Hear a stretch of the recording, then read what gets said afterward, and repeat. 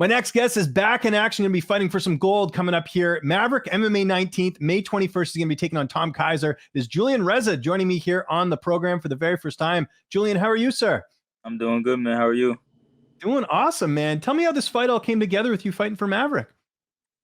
To be honest, I think I had my last fight like 2 months ago. I won, and just looking for another fight, and I saw Maverick was having another one. May 21st, and so I took it. Good stuff. And it seemed like you got a full camp for this fight. Yeah, full camp, good camp. Camp's going good. Weight's good. I'm feeling good. We'll talk about the matchup in a second here, but I want to go all the way back to the beginning, man. How did you get involved in combat sports? Where did this journey begin for you? So I've been wrestling for like good 6 years, 7 years now. Just high school wrestling, and I started in middle school. But then I got a couple fights at school, got in trouble. So I was like, okay, well, I need to control my anger. So I decided to fight. And now I don't feel the need to fight anyone outside of this. So I'm calm. It's a win-win, right? You can make a career out of this. When did you know this was something that you wanted to do as a career? Was it that first amateur fight? Was it when you were in the gym? When did you know this was something you wanted to do? Well, it's like God opened the doors for me. You know what I mean? Like I live in Danbury, and I train with Glover Teixiera. He's a light heavyweight champion, and it's like God's opening doors. Like it's right there. Everything's right there. All I have to do is just walk through it. You know.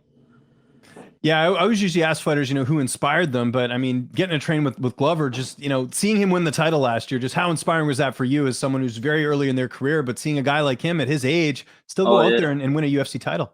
yeah. He's been through a lot, and he deserves it. But it made me want to get like, oh wow, this belt looks cool. This belt feels good. I want one too. Yeah, no, for sure. Long-term goals. And as well, like, we think of Glover, the fighter and his incredible career, but what about as a coach? How is it, learning from one of the best in the game?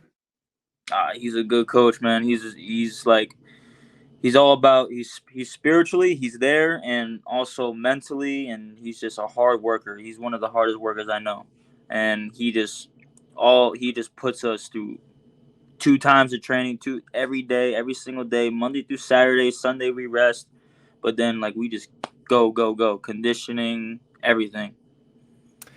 Have you ever seen him break a smile? That guy is always in a good mood, it seems. Has he ever seen him get mad before?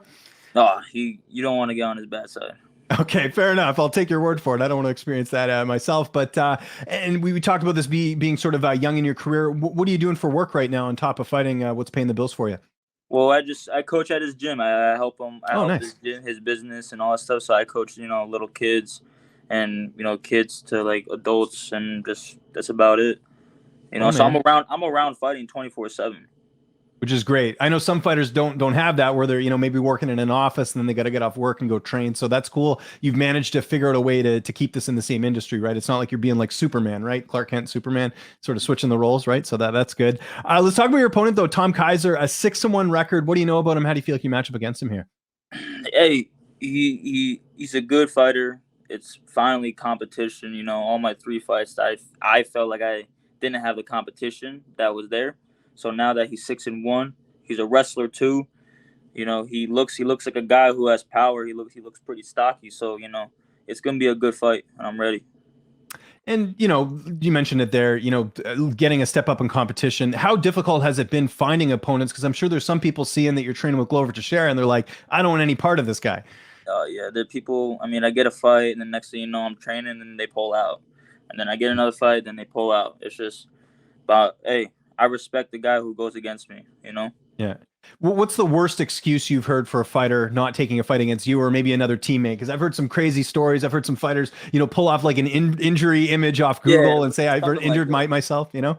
Yeah, something like that. Like, oh, hurt my hamstring, or that's pretty much it. Like, just they get injured. Yeah. Okay. Fair enough. Nothing crazy there. We talked about Glover. Who are some of your other training partners that you've been working with that helped you get ready for this fight? So, Glover's my head coach. He helps me there. I train with amateur fighter Troy, Kenyon Moore is his real name. Uh, UFC fighter Tormon Wellington. Heji, he's in the CFSC. like all these professionals. I also train with Alex Parton too. He's there a little bit. He helps me out a little bit with my kicks and all that stuff. So I'm training with high level people. You know, when you train with high level people and you're around high level people every single day, you become high level. So Yeah. that's what I mean. God opens the door for me. So now I just thank God, you know, for all the opportunities I'm getting. You're fighting on the 21st, like I said. How's the weight cut going? Seems like you're in a good mood. I know fight week is always a little stressful, trying to cut that weight, or having to go Nah, through all that. weight cut's good. It's easy, you know. Yeah. Like I made a good decision, and I kept my weight down after my last fight, and I didn't eat no McDonald's, so you know. But you're probably getting McDonald's after the fight, right? You've been off for Oh a yeah, while. for sure. Yeah. McDonald's, Are Domino's, all that. you Big Mac guy, a quarter pounder? What's your go-to meal at McDonald's? I gotta do a Big Mac and 10-piece nuggets with ice Yeah. cream. And I know how to eat. I used to weigh 240, so I know how to Did you eat. really? Yeah. Jeez. How did you lose the weight? Wrestling? Nah, I just ran and just because in wrestling I was one of the bigger guys. I was a heavyweight. I was one of the guys. I never cut weight in Wow. wrestling. Okay. Yeah. That's crazy, man. So is it like, do you see old pictures of yourself and like, who's that guy? You know, because that's a big weight loss. Yeah, everybody's like, what the hell? Okay. Good for you, man. That's great. And I imagine Glover will be in your corner. Who's going to be in the cage with you that night? So I got Wellington Tormon, John Nandor. He's one of my good coaches. He's a good guy. He also coaches Glover with jiu-jitsu and grappling and all that stuff. So they're only allowing me two, but Glover's going to be there too, watching and, you know, all that stuff. How do you envision the fight playing out on May 21st? I honestly think it's going to go all 3 rounds. You know, I'm expecting. You can't go in a fight expecting not to be an easy fight. You know what I mean? But I'm expecting it to be a good fight. But, of course, I'm going to win. You know, I'm going to get that belt wrapped around my waist, and it's going to be good. And do you want to kind of continue this momentum if all goes well on May 21st, you know, get another sort of quick fight and keep building up that resume, or what's sort of the plan after this? Not looking past your opponent, obviously. Yeah, I'm in no rush. I'm only 21 years old. I'm good. Right now I'm at the perfect pace right now, you know. I get a couple more fights, you know, an amateur, and I'm good. I know that Tom, you know, my opponent, he's probably going to be going pro after this fight, whether he wins or loses or not, but I'm pretty much, you know, it's going to define whether he's going to go pro or not. So, it's good. And where do you when do you see yourself going pro? Is there sort of a timeline in your head when you feel like you're going to make that leap? Next year. I say next year. Yeah. And then I imagine, you know, pro and then pick up a couple fights and then contender series. I mean, not looking too far ahead here, but I'm sure you've thought about where your career. You got to look far. I'm going to be a UFC champ one day. Watch. Okay. Well, this is why I love doing interviews like this, because I like, you know, getting to speak to guys like yourself who are sort of, you know, early in their career, and then you see how far it ends up going, which is awesome. Okay. We talked all about fighting here today, man. What about some of your other hobbies? I don't know if you're into any other sports, or you watching Netflix, you're playing video games, anything like outside of fighting. I know you live, breathe fighting. I'm not, you know, not saying that, because obviously you work at the gym too, but is there any other hobbies you have? Like 24, music. I love music. Okay. I love to dance. You know, every time I walk out of even my fights, I'm dancing. I'm always in a good mood. There's always music. If there's music, I'm dancing, you know? So love to dance. I love to have fun. You know, life's great, and I just love to have fun. Who is some of your maybe influences in the music world, like as far as dancing and all that? You know, you think of like Michael Jackson. I like rap. You know. I like rap. I like Spanish music. I like all that. The new rappers though, like, you know, you probably know them, Lil Baby, all that stuff, you know. Okay. Is that if I go on your phone right now, is that what I'm going to hear on your phone? Like, and what do you got on your playlist right now? Yeah. Okay. And do you have I'm sure you have your walkout song picked. What's that's going to be on Saturday? Bad Bunny. Okay. Yeah. Nice. That's good, man. I move the hips a little bit, you know. I get a good feel of the fight, you know.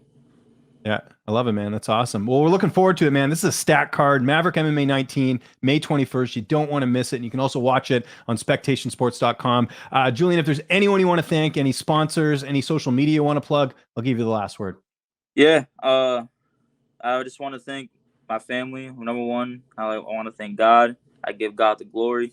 My family, you know, my family supported me. My coaches, all my coaches, my teammates, everybody. all my sponsors. I have my shirt. Actually, I just made my shirt, Team Juju, and all my sponsors in the back. I just want to thank all of them, and let's get this win. We're ready. All right, man. We are done recording. I told you, quick and easy. Look, we just got in under 10 minutes. That's how I like doing it. Quick and easy. Get you out of here. I should